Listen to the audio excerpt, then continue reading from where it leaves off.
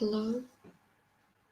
Hello. We're back from the short break. I hope everyone's still here with me. Please feel free to key in your opinion or anything that you're curious about, whether you're logging in through Facebook or YouTube. So, shall we roll back in? Right. So, our next and the first forum session for this event is on child grooming. So, unfortunately, in Malaysia, police has recorded a devastating number of 1,721 sexual crime cases involving children in the first half of 2020. Underage sex, even with consent, is statutory rape. If you are below 16, you are a minor. So I'm bringing this up with Daphne Eiking. Daphne is an award-winning actress, a pioneer host for TLC Say Yes to the Dress Asia, and a dedicated child right activist in raising awareness on children right violations in Malaysia.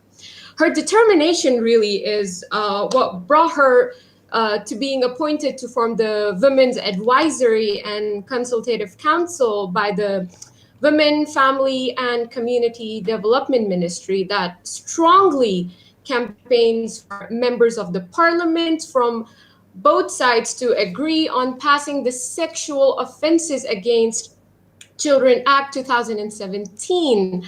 Hi, Daphne. Good evening. Good to have you. How are you? How are you doing? I'm good. I'm a bit tired, but I'm all pumped up for this session. Thank you, Abiha. Daphne, I think you're on mute. I'm on mute? Oh, really? And I was there saying, hold on. Give me a while.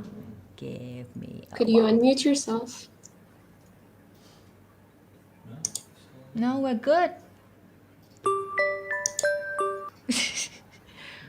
Oh dear. Can you hear me now? Okay. Next up, we have Clarissa Say, live with us all the way from Australia. Clarissa is a former R.A.G.E journalist who has covered topics on child sexual grooming, bullying in schools, and race-based issues. She is currently pursuing a degree in psychology after speaking to multiple victims of rape and sexual assault to learn more about the long-term psychological effects of trauma and paths to recovery. Hi, Clarissa. Good to have you today. Good to see you. Hi, Daphne. Can you guys hear me all right? Yes. Clarissa, can you hear me? Yes, loud and clear. Okay. Yes. All right. Thank God. Okay. All right. Next up, I'm going to bring Thency, a co-conspirator at Speaks. Speaks is an organization that focuses on creating safer spaces for children and young people to truly be themselves, free from any fear and harm. So, ladies, thank you all for making time today. And all right, Daphne, the floor is yours whenever you're ready. Thank you so much, Abiha, and thank you, everyone. Hi, Clarissa. Hi, Thency. Let's just dive right to it since introductions have been made. Perhaps we can start off with Thency. What exactly is child grooming and how does it happen? Well, simply put, it's a process, a gradual process where someone who has intentions to, can you hear me? You're a little bit echoey. Echoey? Uh-oh. Is it clearer now? But you're on earphones, right? You've got your Yes, earphones I on? am. Yeah, okay, it's fine. Yeah. It's better. Okay, so basically it's a gradual process where someone who has intentions to sexually abuse a child gains the trust of the child's support system, the family, perhaps the people in the environment, Right. so that they can wear away the boundaries of this child, so that eventually they will go towards sexual abuse of the child. I think it's important to know that this can happen, over a period of weeks, 2 weeks, some months, years, and it doesn't always start with sexual behaviors. It starts with very casual behaviors that may not even alert you to what the perpetrator is actually trying to do. Mm-hmm. Yeah. Any problem with the sound? It's a bit scratchy, but that's fine. It's okay. Well, we can hear you. It's just slightly echoey and. Clarissa, when R.A.G.E did a documentary Predator in My Phone, I think it was about 3 to 4 years ago, it started out merely to do a story on date rape drugs. And it was then That's correct. that the team realized that sexual grooming was not covered by law here in Malaysia. Perhaps you can elaborate a little bit more. Yeah, exactly. So this just goes to show how you can come up with an angle and then do your research, but then the story turns out to be an entirely different thing. So we went to the police initially and we wanted the statistics Right. on date rape drugs, and then they just gave us all the statistics they had for modus operandi on what would eventually lead to underage sexual assault and rape. And we found out that social media chat apps just kept showing up again and again and again. So like WhatsApp, BeeTalk, WeChat, and it amounted to about like 80% of the total modus operandi. So we were like, oh, that's kind of strange.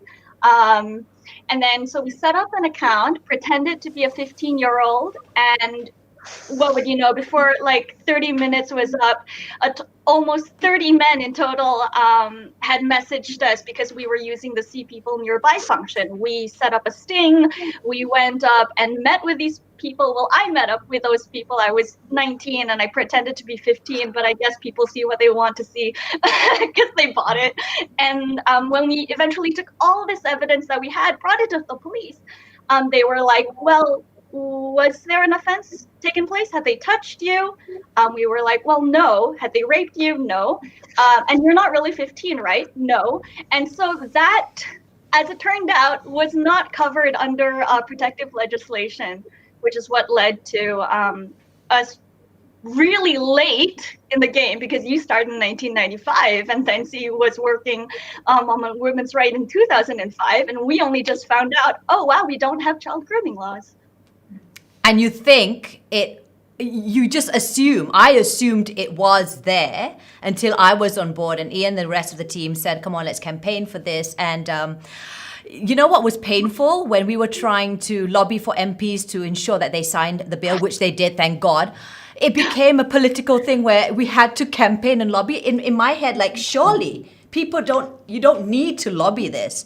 And it's interesting what you said about how you pretended to be a 15-year-old. I've got a 13-year-old daughter, and she's lovely, she's sweet and all this. But then this mother who thought that her daughter is all well protected, father is very strict, I found some very disturbing pictures on my 13-year-old daughter's phone, which included a dick pics. So what's a dick pics? It's basically a picture of a penis. And my heart just stopped. Okay, and I was so afraid to tell the father, because obviously the father's more strict, right? And then I went through and I was shaking, because here's the mother trying to advocate all these things, and then you see your daughter having all these pictures. So I didn't know which was more shocking, the fact that she was receiving these sort of messages, or the fact that she had been able to answer some of the messages. Like one of them, she answered, ew, my brother's penis is bigger than yours, bye. So she was able to, I don't know. So, thank It you. was very passe. Very passe, but like, okay, I think she can handle, So I showed it to the dad, and the dad was saying, like, a bit shocked also. Then see, what makes a child vulnerable to grooming? I'm very worried about this now that my girl is a teen. I think one of the major things that makes all children vulnerable is the lack of information. Lack of information about their body, lack of information about their sexuality, lack of information that they can actually say no, or they can turn to their parents. So what I mean by that, so for example, as adults, when we talk to our children and all that, sometimes we unintentionally say things that give them mixed messages. Oh dear. So for example, your body belongs to you. Mm-hmm. Then you go and you meet your family and you say, no, I don't want to hug auntie. Don't be rude, go hug auntie. Pergi salam kat dia. Salam, jangan tak salam. Exactly. So what we do there unintentionally for the most is that we take away children's capacity and ability to trust their instincts, right? With the grooming process, at some point the child might feel, oh wait, something's not right. But if you go back to how a person grooms a child, mm-hmm. They actually even do it in front of the parents, in front of the family members and stuff. Which means they normalize certain behaviors, and children can think like, oh, if mommy and daddy are okay with this, then I guess this is okay. And coupled with the idea that we take away their capacity to trust their instincts, then it becomes very confusing for them. The other thing is also, another thing that makes children really vulnerable is when you put them into boxes. Okay. Good child, naughty child, bad child, noisy child, this child, that child. And Sweet what happens child. when so child, I think I always tell myself, child before anything, child before any kind of identity or markers you want to put on them. Child Right. first, because what it does, it takes away our abilities as adults to be able to see when something is going wrong, because we might just rush them. And who does a perpetrator groom? Is it just the child, or how does it work? Or Well, they likely target the child first, right? But right. then they will also work with the adults around them. Clarissa, you might know a little bit more about this, I'm not sure. But like the case of Richard Huckle, Okay. a lot Yeah. of people might be familiar with Huckle's case, right? He engaged with the children, but he also engaged with the community, church groups, the community, the lives of the children, bringing them out to parks and things like teaching them language, all kinds of things. So in this sense, he actually kind of groomed the entire community because he was someone that they trusted. He was someone that they allowed. So in terms of grooming, it's basically the entire support system, because what it does is it makes it really difficult for the child to speak up, because this is someone that everyone Everyone likes, respects. Yeah. everyone respects. Clarissa, do you have anything else to add on to that? Oh, no, Or- I think Thency encapsulated it perfectly. It's usually not the child alone. They have a persona to maintain and upkeep, and that's what makes it really difficult, because the child's also not just trusting them, they're also looking at the people that they trust, trusting them as well, and that's just, it messes with one's head. And you're right about how it messes with your head, because I deal with a lot of cases like this. I get a little bit paranoid, but then we've got well-meaning folks out there. You know what I mean? And we have to be respectful. I like the fact that where Thency says your body is your own, respect it, but then there we are pushing our kids like, pergi salam uncle tu, pergi salam makcik, pergi salam, that's your oppa, that's your ato, you know. So where do you draw the line in, making sure that your kid respects her elders, but at the same time, when do you know that if she's I don't even know how to solidify this question, but you know what I'm getting at, right? When do we know that it's not safe? Do we see those symptoms from our child? Because like I'm saying, uncle tu okay, tapi sebenarnya uncle tu jahat, but my daughter's not telling me. I just threw that. That was not part of our little flow here. But yeah, I'm just thinking out loud now. I think it's always safe to go with what your child tells you. Okay. If you make it a habit to say, are you comfortable with something? So consent starts from a really young age. And Right. consent plays a very important role in honoring our children's instincts about how they feel, right? If they tell you they're uncomfortable, but it doesn't make sense to you, that's okay. Respect that what they've said to you. Because there's nothing more powerful for a child than when their parent respects and recognizes their boundaries. If my ma and ayah can listen to me, then everybody else should be listening to me, right? But if Yep. parents themselves are kind of pushing the boundaries of the children, then it becomes like, oh, okay, so this is how life is. This is how it happens. So I would go with trust them. It's always better to err on the side of caution. I don't feel like salamin atuk today. It's difficult for parents, I acknowledge that. Especially in our culture, apa ni kurang ajar punya budak meh? So maybe to say, well, we're kind of, with everything that's happening out there, we're actually trying to practice allowing our children to trust their instincts and this is how it is. So I know it's uncomfortable, but maybe they might be okay with just a hi for now, but offering alternatives that their Yeah, child they can just wave, and we should be okay with that. And if they're not okay with that, then it's fine. Where and how does this happen? Child grooming or sexual grooming? I'd say it happens everywhere. If you look at statistics, 9 out of 10 cases, it's someone known to the child. So it's possibly someone at home, it's possibly someone in the family, it's possibly someone in school, someone in our religious institutions, and now with everything being online, it's in their bedrooms. If your child has their own gadget and they have it late at night, or even during the day, they have it at home in their rooms, anywhere. So the key really is sometimes it's difficult to focus on the perpetrator per se, but rather maybe it might be worth our time focusing on empowering our children to know that no matter what happens, no matter what they've done, regardless of what their parents have said, they can always turn back to the people that are the adults in them. They can always reach out for help, even if they've done something that they think they shouldn't. So parents or guardians or caretakers, they have to be able to communicate with their child well or have an open communication with them, because that's the only, I mean, we're supposed to be the first place they go to if anything is uncomfortable for them, or, you know, when they feel that they need to unload. Clarissa, when the R.A.G.E team went undercover, what did you all uncover? Any Well, interesting, weird stuff? I'm sure there was, but yes. Anything that comes to your so mind right now? other than the loopholes in legislation that we had at the time, so personally, I went undercover a few times, and what struck me, funnily enough, was just how unweird it all felt when I was sitting in front of these men and talking to them. A question that we get a lot of the time is there like a race or an age group that these people tend to belong to? And the answer is no. It could quite literally, without scaring too many people, be anyone.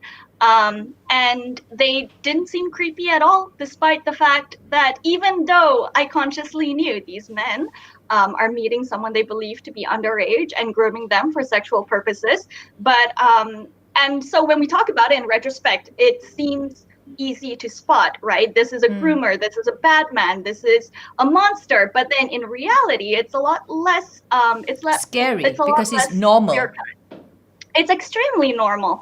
And so they can take on different personas or roles. For example, somebody who's teaching.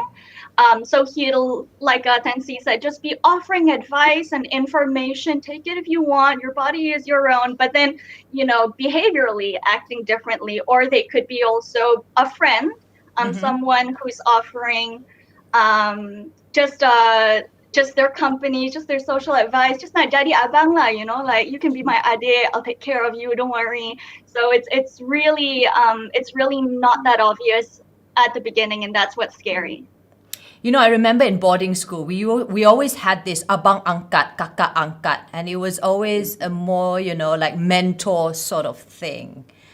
And I think that's why it's normalized in that sense where it's okay. But now that you're actually mentioning that up, it's a bit creepy, and to think that, that has happened in a boarding school where you think it's also safe.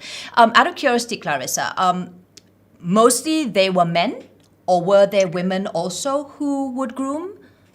So In we your know case, that it does female? happen. It does happen to men. We've spoken to some male victims, but when we went undercover, we also had a male persona, and we were maybe hoping to find is a strong word, but hoping to find some female predators. We did not, Okay. so not in person, but we know that this does happen. Oh, wow. Wow. Yeah. Okay. Thency, Speaks focuses on creating safer spaces for children and young children, and this includes teaching children about child sexual abuse so they can be more careful and to reach out for help. How has that been, and do they actually come to you guys or come to the relevant authorities or their parents and reach out for help? So as Speaks were rather new, but my colleagues and I have been working on this issue for 7 8 years. Right. I'd say that with children, you can tell them, you can teach them things, but if the environment is not conducive for them to speak up, they're not looking to speak up. For example, one of my previous colleagues, they ran a program, Personal Safety for Children in Schools, and part of that program was identifying your 5 safe people. And some of them could not even name one person who would be a safe person for them. And a safe person is not just somebody you can go and say something to. It's also someone that's going to believe you and respond to it. So as Speaks, what we're trying to do now, we're trying to take a slightly different approach. We're trying to work with adults. Right. To have them become more comfortable with the idea of talking about sex and sexuality. See, comprehensive sexuality education is very important, but parents or caregivers or primary caregivers have to be a part of the equation for it to really work. You can teach children in schools, and I think we need to, but at the same time, if they go back home and then they are shut down, then it's not really going to help them in ways that we want it to help them. So what we're doing at Speaks is we're working with adults to have them unpack and understand what we mean by sexuality education. Basically, it's almost like a sex education for adults, because if adults are not comfortable, there's actually no way they're going to be able to communicate it with children. So for the moment, we're focusing on working with parents. And we're going to get into that in just a bit because I've got a lot to say about that. It's called grooming for a reason. The victim or the survivor in this case, sometimes they don't speak up because they feel as if they are the reason for it. It's basically them victim blame. Can you perhaps elaborate more about this victim blaming syndrome, Thency? So very often we hear people saying, why don't they speak up? There's just so much of effort being put into asking children to speak up. Yeah. But if I asked you to think about your deepest, darkest secret, and then I asked you to, you don't even go tell your neighbor about it, what would you feel? Oh. Right? Yeah. So imagine for that child, this is one of their deepest secrets. And asking them to speak up about it will mean that the entire world is going to change. And very often it's the people around them who don't know how to respond to it. And so it's really difficult for them to speak up. That coupled with, if you think about the grooming process, there is a relationship built between the perpetrator and the child. Does the survivor think it's love? Sometimes, for some of them, they do. You see, when we talk about sexual abuse, most people think, oh, violence, rape. Yeah. There is sexual violence that doesn't use overt physical violence. It's a psychological form of violence. You groom the child thinks they're in love with you because that's the kind of relationship you form with them. You become the person, as a perpetrator, the person who understands the child, who's there for the child, who fulfills a particular need that the child has. And then when someone says, oh no, this is wrong, and that coupled with the fact that we do not provide children with access to information about healthy relationships, things like that, it makes it very difficult for the child to kind of separate the perpetrator from the person that they love and care for. So in terms of victim blaming, they would probably think, oh, maybe I asked for it because I didn't say no. And the other thing with sexual abuse is sometimes when your body is made a certain way, you respond to touch, you respond to caresses. And even during sexual abuse, the child's body can respond to these. And that will also make them feel guilty that, oh, if I responded to it physically, that means did I want it? And then you have cultural practices where you allow underage marriages, you allow a lot of different things. So it goes back to the mixed messages. Yeah. And then how many of y'all have heard of things like hold your keys in your hand when you walk to the car? Don't tie a ponytail when you're walking alone at night. Don't wear something too short if you're going to go out alone at night. Now, it's well-intentioned, but conversely, what we're telling the child is, if you do these things, then you have kind of contributed to abuse them. Child, woman, adult, man, anybody, right? And the other thing I just want to quickly put out there also is that when you talk about victim blaming, we don't talk about diversities in terms of sexualities and identities, which makes young people who identify along the spectrum of identities a lot more vulnerable to abuse, because if you think you're gay and your family thinks it's wrong and you're abused or manipulated by someone, how are you going to see that? Oh dear, it's really complex, very ambiguous in that sense. Clarissa, I remember campaigning for the sexual offences against children back in 2017. Thank God it was passed. But how has it been so far? How has it helped now that the bill has been passed? One good thing about the bill, and it wasn't just sexual grooming that was included in it, but it was a whole range of comprehensive protections. Yeah. Yes, that's correct. And one of them was having a child's court, so a court specifically for children, not to mention that child witnesses, the evidence that they provide can be corroborated. So within the first month after the bill was passed, we resolved 14 cases in a month, and that's amazing. That's pretty good.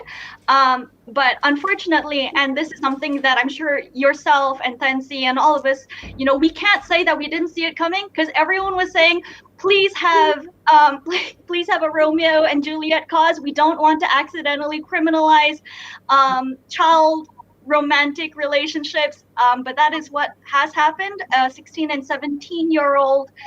So two teenagers were criminalized under the bill, and they were charged under this new bill for sexual assault, and the girl for producing child pornography of herself. So she took a photo and she sent it, and that is now considered producing child pornography. And it's like, guys, that's not what it's for. Mhm. And that's why it gets a little bit tricky, because I could go on with another topic about child marriage, because here I was saying no to banning, go and ban child marriage, but then it's not as easy and we can't dwell on this. Maybe we'll have that another session. But I think we're running out of time. We've got another 5 more minutes. Why do we need a more comprehensive sex education, guys? Thency. I would say we need it because we owe it to children. It's not about we want to be kind. It's not about we want to look after children. It's about it is their right to access information. It is their right to be safe. It is their right to know about themselves, to learn about themselves. As adults, we are actually duty bearers to ensure children have this right because no amount of trying to protect our children without giving them information and skills is going to help. And this also means that providing information and skills for adults, like I mentioned just now, just educating children is not enough because children know they reach out for help, but the adults are not ready then. So we need comprehensive sexuality education and it includes the adults. Clarissa, I know you're very vocal about this.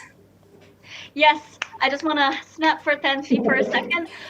It's absolutely that. The idea that we need to take something that's a moralistic idea, sexuality, it's so hidden and taboo, and we need to really intellectualize it, understand it. What is normal? What are normal, physical? You mentioned like the physical reactions to touch, and just to circle back, Daphne, on what you said about male victims, it just gets even more trickier, the psychological effects, because we tell men that they are supposed to like sex. We tell, girls that they're supposed to not like sex. And the fact is, it's just normal. This is a physical human reaction that happens.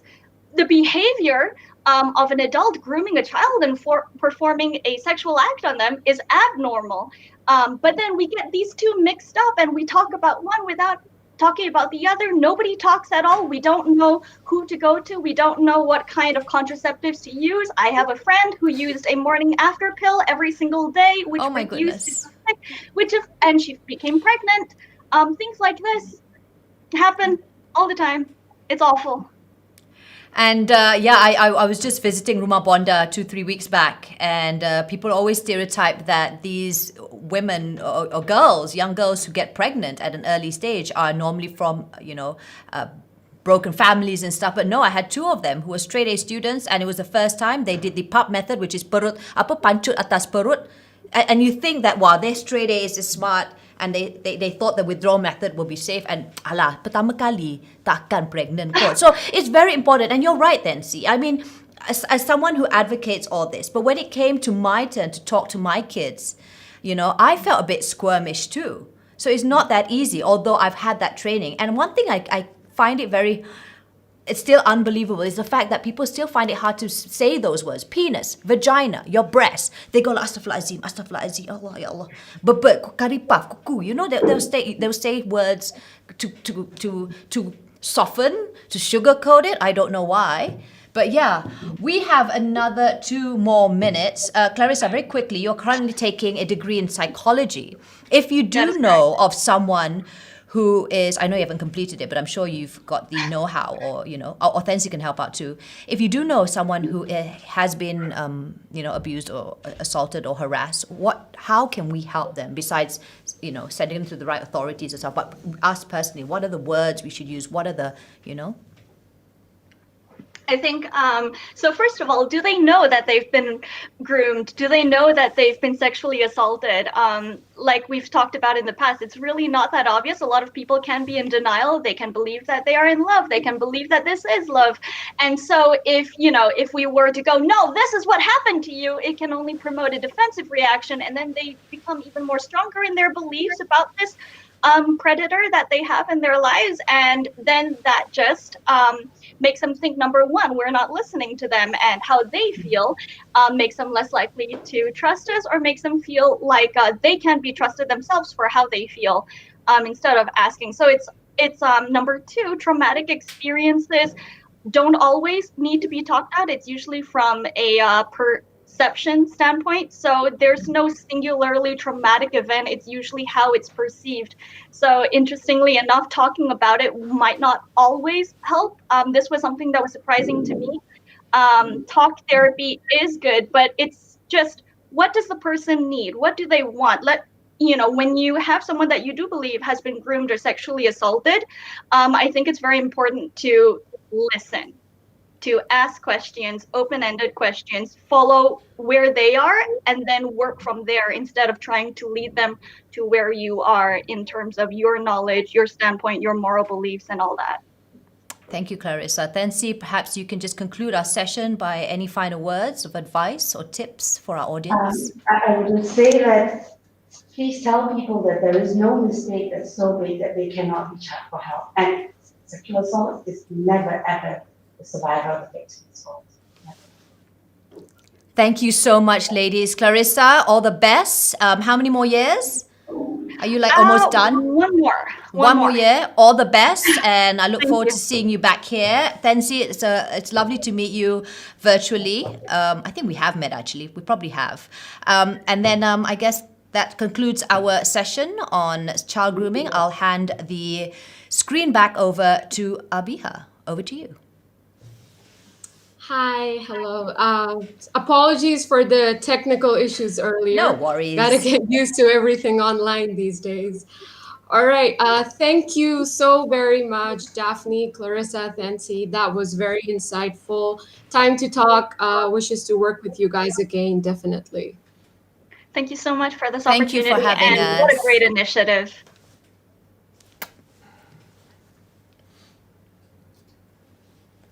Okay, we still on for the power. All right. So now that the time to talk, it's actually still ongoing. I've got my friend Nurin Christina who will be taking over. So you can head down over and continue watching them over Facebook, Time to Talk, or over their YouTube page. But I'm going to take a little breather and I'm going to support my sister from over here. I'll watch the recorded session in just a bit. Yeah, Nurin? And I think it's Nurin and one more person. I can't remember who now. My mind's really, really jammed right now. This would be my third live session, and it's very tiring because, you know, when you do live stream, and especially if they're very heavy topics, you want to first and foremost do your best, and two, you want to ensure that the flow is right, your guests are comfortable, and it's work really. So I thought I'm gonna just wind down again, and you all know that I love to unwind with gifts. So we're gonna end our session today by unboxing 3 boxes, and we're gonna do it together. All right? Again, if you would like to continue watching Time to Talk, please head down over to their Facebook or their YouTube page. Otherwise, it will be recorded and you can watch the whole session again. Thank you so much for joining us on that. I think that's very important that I continue talking about sex education, the importance of it, as well as why child grooming is and should continue to be brought up and highlighted so everyone is in the know.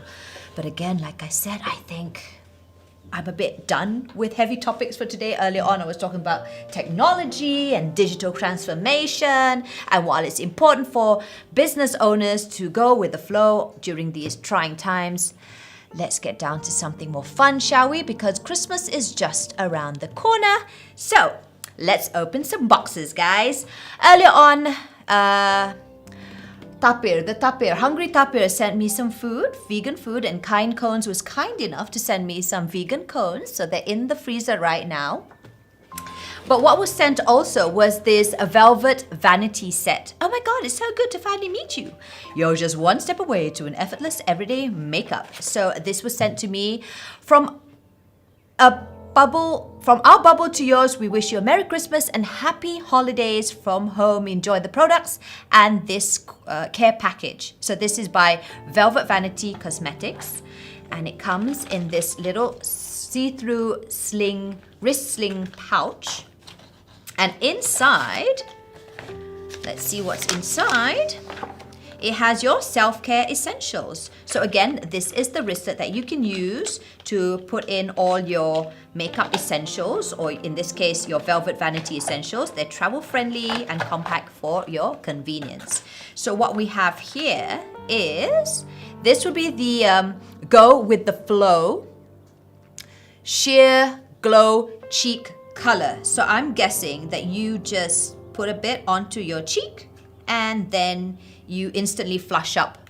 I think a lot of Insta famous ladies who are just always looking so good over the gram, they know this type of makeup. My daughter has found, oh no wonder, see, millennial pink. It's actually called millennial pink, girls. I kids you nuts. All right, so it's 100% vegan, cruelty-free, and paraben-free. I suppose you take a bit and just dab it onto your cheek until you get the wanted flush look that you're comfortable with. All right, and then it comes with all these. What are these? High pigment liquid shadow. Oh, it's definitely something that I know Isabel's just gonna love all these colors. This is so her. You know, she's into all these like Korean, Japanese look where it's all flush and very like, you know, like very cutesy. So I foresee that she would love, love, love these cosmetics. And because they are paraben free, I think it's safe for that young teen of mine.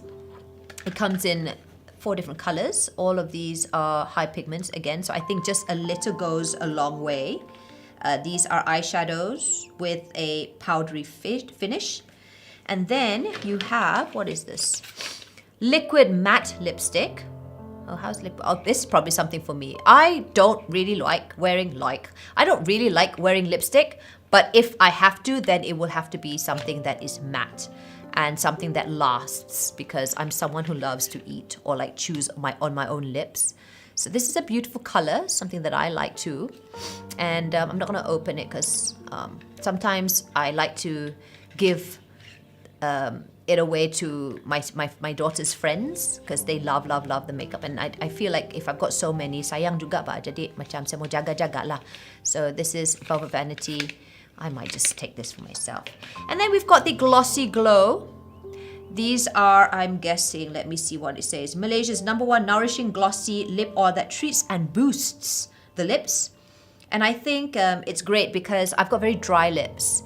So, and I like using oil. Everyone who knows me very well knows that I love my essential oils and my natural oils, and I mix them together, and that's just enough. Sometimes I don't use any moisturizers whatsoever, and it's great enough for the skin.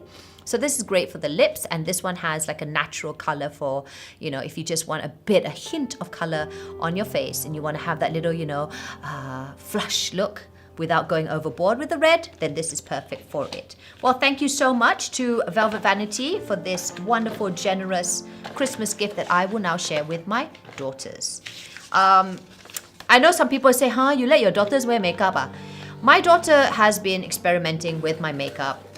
I didn't used to do that with my mom's makeup, probably because my mother herself didn't wear makeup or barely used makeup. She had like a lipstick that she would use on her eyes, on her cheeks, as well as the lips, and that red or orangey color, mom had it for like many, many years. So probably that's the reason why I wasn't so fond of makeup. But because I'm in the industry that I am, where I have to wear makeup for my events, so probably that's where Belle had a liking towards experimenting with makeup. And she's very artsy, you know, so she likes playing with color.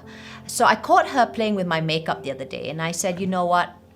If this is one thing that brings her joy and takes out her creative side, let her have her own set, you know, which is safe. So my husband and I bought that for her. Was it last year?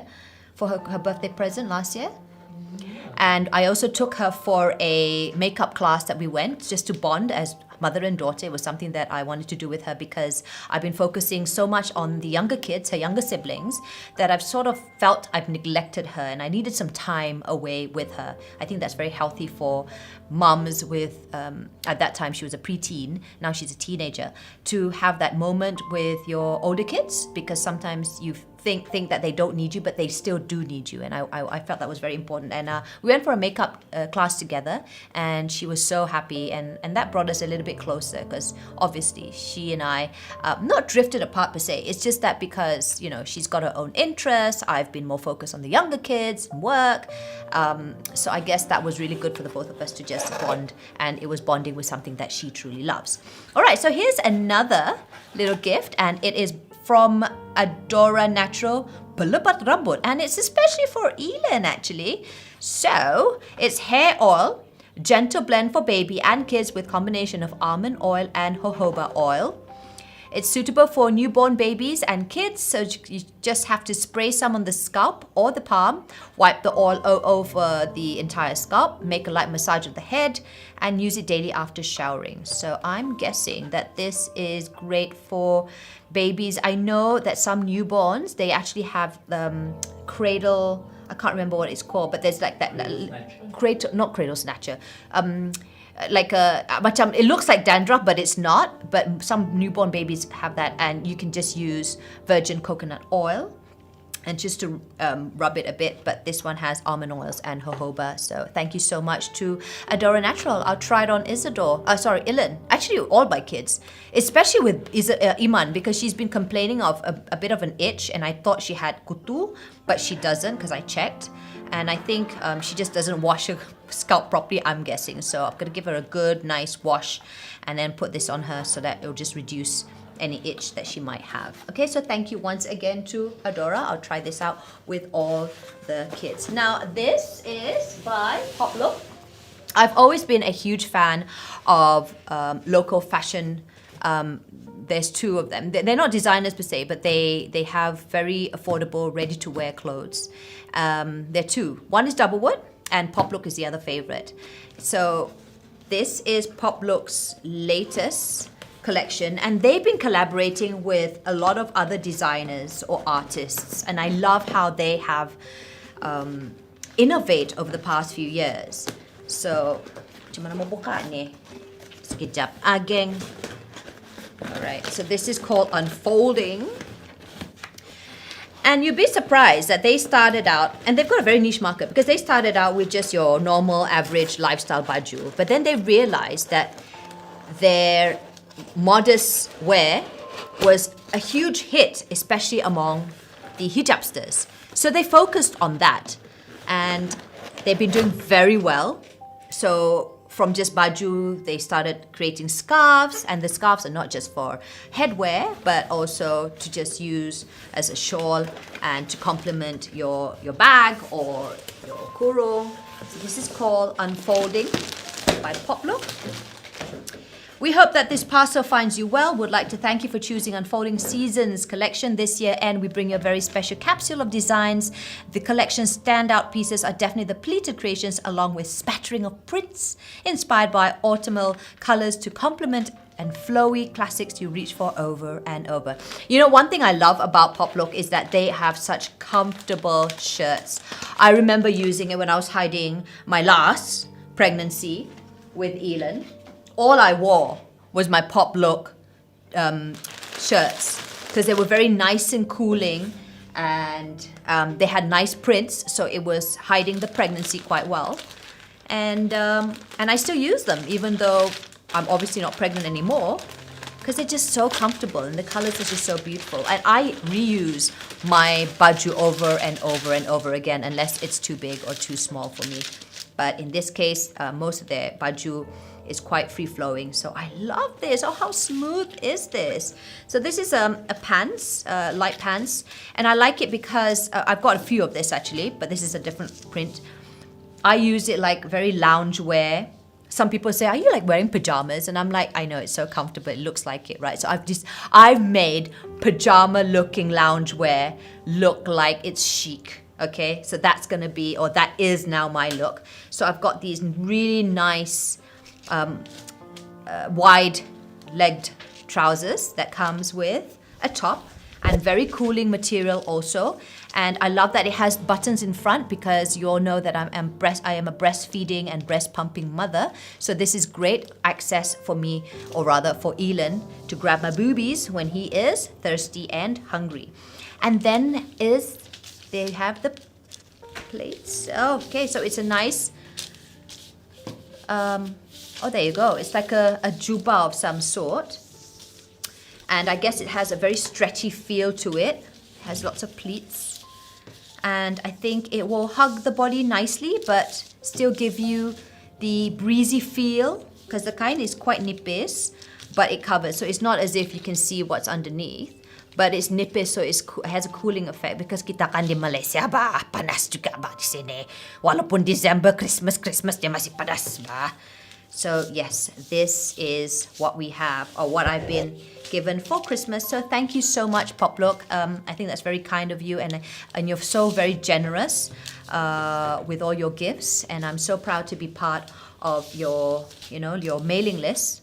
And I always support them every time I need a work shirt or something comfortable for the beach.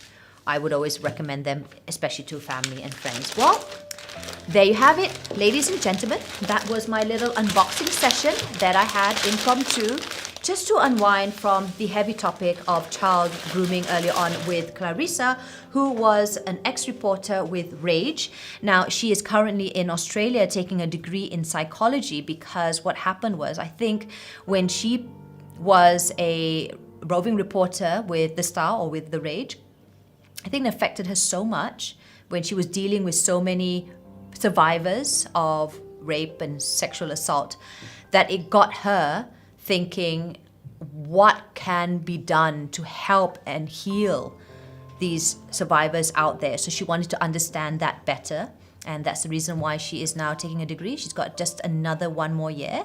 And then we spoke also to Thency, who is with Speaks, and she shares why it's important for someone or an organization or a group or a team to ensure that caretakers, guardians and parents should create a safe circle for our youths and children to go to should they feel uncomfortable or not safe. And it's great work that they're doing right now. So right now we have on Time to Talk, you can head over to Facebook as well as our YouTube page. We have Nurin Christina, who is also a good friend of mine, and she's moderating a session with Dr. Rachel Winston, as well as with another Sabahan friend of mine, Jasmine King, about the myths and misconceptions of sex education. So head down over there if you're still interested in finding a little bit more about sex education and what we need to do collectively as a community. Till then, I think the next live that I will be doing will be during Christmas Eve, where we'll be celebrating with my sister. Unfortunately, the family and I won't be heading down to Sabah this year around due to the pandemic, but that doesn't mean that we aren't going to be celebrating together. So I think we'll bring you Christmas Eve live with my sister on the 24th during lunch. So I shall see you there. In the meantime, Joe Labosi, do you have anything you would like to add? No? He's really tired because we've been going through some real technical craziness from 10 o'clock in the morning all the way till now. So thank you all for joining us. I don't know how many are actually watching this right now, but I just want to send you all positive love, abundance, happiness, good juju, and just blessings all around. You deserve the happiness. You deserve all the love in this universe. You are worthy. You are loved. And you can do it. Whatever you think you can't do, blindfold those challenges and just soldier on. My name is Daphne Eiking, signing out, alive at home.